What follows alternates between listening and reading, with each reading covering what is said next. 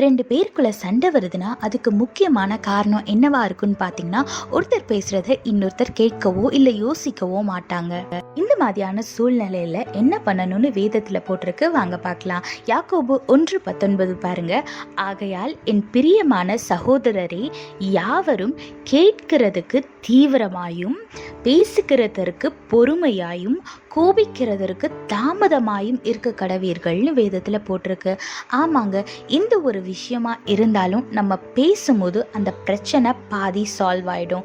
ஏன்னா முக்கால்வாசி பிரச்சனை எப்படி வருதுன்னா, மற்றவங்க யாராச்சும் நம்ம கிட்ட வந்து அவங்க உன்னைய பற்றி இப்படி தப்பாக பேசிட்டாங்கன்னு சொல்லுவாங்க. அப்படி சொல்லும் போது நம்ம டக்குன்னு போய் நீ எப்படி என்னைய பார்த்து அப்படி பேச போலான்னு கேட்காம, இப்படி சொன்னாங்க உண்மையா, அப்படி நடந்துச்சா, என்ன ஏதுன்னு நீங்கள் தெளிவாக கேட்கும் போது அவங்களோட சைட் ஆஃப் விளக்கத்தையும் தருவாங்க. இப்படி அவங்க விளக்கம் தரும் போது தான் தெரியும் உங்கள் 2 பேத்துக்குள்ளே சண்டை உண்டாக்குறதுக்காக அந்த தேர்ட் பர்சன் உங்ககிட்ட தப்பாக சொல்லியிருப்பாங்க. இதனால தான் சொல்கிறாங்க, நீங்கள் எப்போவுமே ஒரு விஷயம் வருது, ஒரு பிரச்சனை வருது அப்படின்னா நீங்கள் கேளுங்க. அதுக்கப்புறம் பொறுமையாக யோசித்து என்ன பதில் சொல்லணும், என்ன பேசலாம் அப்படின்றத பொறுமையாக யோசித்து பேசுங்க. கோவன்ற ஒரு விஷயத்தை நீங்கள் எவ்வளோக்கு எவ்வளோ தள்ளி போடுறீங்களோ அவ்வளோக்கு அவ்வளவு அந்த ரிலேஷன்ஷிப்புக்கு நல்லது. அப்படி உங்களுக்கு கோவம் ரொம்ப வருது அப்படின்னா ஏசப்பா இடத்துல கேளுங்க.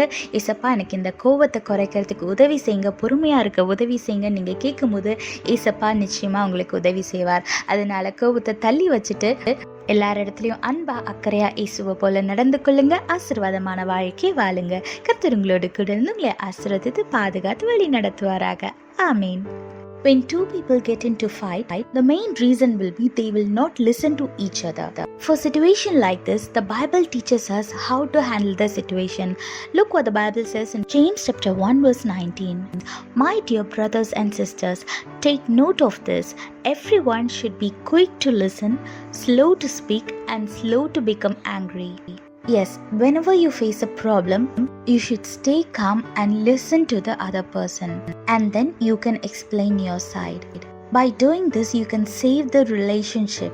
But instead, if you get angry without giving an explanation or without talking to them or without hearing their side of explanation, then the relationship will be broken.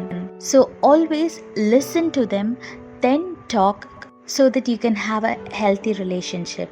If you cannot control your anger, pray to God and He will help you. So stay away from anger, show love to everyone like our God, and live a blessed and peaceful life. God bless you all. Have a blessed day. Amen.